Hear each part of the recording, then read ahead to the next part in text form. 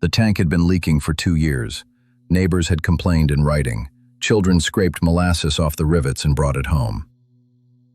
The company's response was to paint the tank brown, so the stains would not show against the rust. That is not negligence by oversight. That is negligence by decision.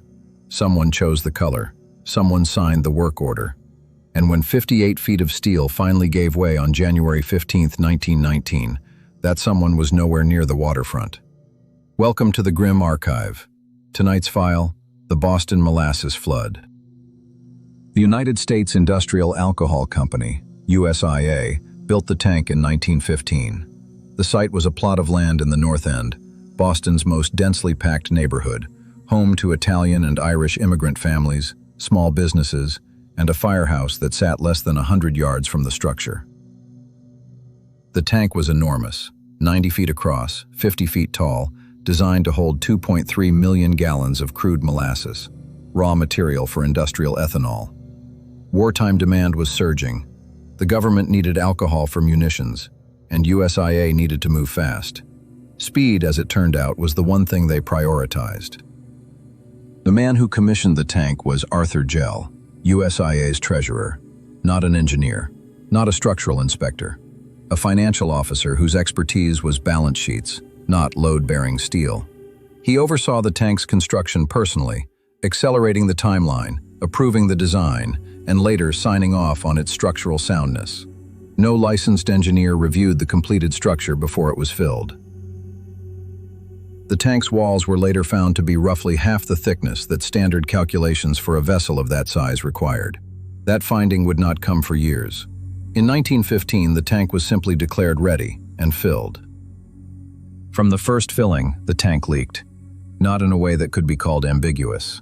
Molasses ran down the tank's sides in visible streams. It pooled on the ground. It seeped into the cobblestones. Residents of the North End, many of them recent immigrants with limited English and limited political leverage, collected what they could. Free molasses was not nothing when money was scarce. But they also complained. Written complaints were submitted to the city. Neighbors described the seeping as constant. USIA's response, according to later court testimony, was to monitor the situation and to repaint the tank. Between 1915 and 1919, the tank was filled and emptied multiple times. Each filling placed the full structural load on walls that were never adequate for it. Engineers who later examined the wreckage calculated that the tank should have failed earlier, possibly much earlier. The fact that it held as long as it did was, in some assessments, a matter of chance rather than design. By January 1919, the tank held approximately 2.3 million gallons. A fresh shipment had arrived days before. Temperatures in Boston had swung dramatically, a cold snap followed by an unusual January warm front. The molasses began to ferment. Pressure inside the tank was building. 12:30 in the afternoon. The North End was moving through its midday rhythm. Workers were eating lunch near the freight depot. Children were nearby. Some accounts say school had not resumed after a holiday. A patrolman named Isaac Gonzalez was walking his route along Commercial Street. Then witnesses described a sound. Not an explosion, something lower, a groan. Then a series of rapid, sharp reports as rivets sheared in sequence. One survivor compared it to a machine gun. The tank's wall buckled outward at its base, and 2.3 million gallons of molasses, moving at an estimated 35 miles per hour, hit the street. The wave was 8 to 15 feet tall at its peak. Accounts differ on the exact height at different points along its path. It moved faster than a person could run. It demolished the supports of an elevated railway structure. It swept a fire station off its foundation. It buried horses, wagons, and people under a viscous mass that, unlike water, did not recede quickly. Molasses at that temperature and concentration behaves closer to wet concrete than liquid. 21 people died. 150 were injured. Patrolman Gonzalez was pulled from the flood alive. Others were not found for hours. One body was not recovered until 4 days later. USIA's first public statement blamed anarchists. This was 1919. The Red Scare was beginning. Labor unrest was widespread, and blaming a bomb was a story the moment could absorb. The company pointed to a nearby anarchist meeting hall and suggested sabotage.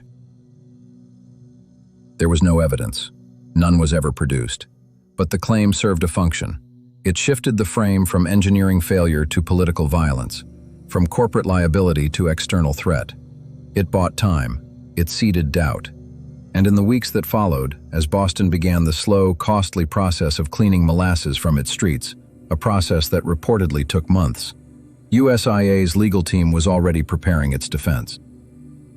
The legal proceedings that followed were among the longest and most complex in Massachusetts history at that time. Nearly 120 plaintiffs filed suit against USIA. The case went to a special master, a retired attorney named Hugh Ogden, who spent 3 years reviewing testimony, documents, and expert analysis. What Ogden found in the paper trail was systematic. The tank had been underdesigned. The inspections had been performed by an unqualified man. The complaints from residents had been received and not acted upon. And the decision to paint the tank brown, that detail appeared in testimony too. It had not been forgotten. It had simply been waiting for a courtroom. In 1925, Hugh Ogden ruled against USIA. The company was found liable. They paid out approximately $1 million in settlements, roughly $15 million in today's terms. Arthur Gell, the treasurer who had overseen the construction and signed the inspections, was never criminally charged. The ruling mattered beyond the dollar figure. It established a legal precedent in Massachusetts that corporations could be held liable for negligence when evidence showed they had prior knowledge of a defect and chose not to address it. The molasses flood did not create that principle, but it tested it, and the test held. The paper trail that USIA had buried became the foundation of the verdict against them. The north end recovered. The elevated railway was repaired. The firehouse was rebuilt. The site where the tank stood is now a small park near the waterfront, marked by a modest historical plaque. On warm days, residents have said, and this detail appears in multiple accounts across decades, that you can still smell something faintly sweet rising from the ground when the sun heats the pavement. Whether that is memory, suggestion, or residue depends on who you ask. What is not in dispute is what the site once held, a structure that its own builders knew was failing, maintained by a company that calculated the complaints were cheaper to ignore than to fix. The standard telling of the Boston molasses flood is a curiosity, a strange disaster from a stranger era. People sometimes laugh when they first hear it. The paper trail does not allow for that. The complaints were real. The signatures were real. The decision to use brown paint was real. 21 people died in a structure that its owners had already acknowledged in writing was not sound and had chosen to manage rather than fix. That is not an accident. That is a choice that ran out of time. The archive is always open.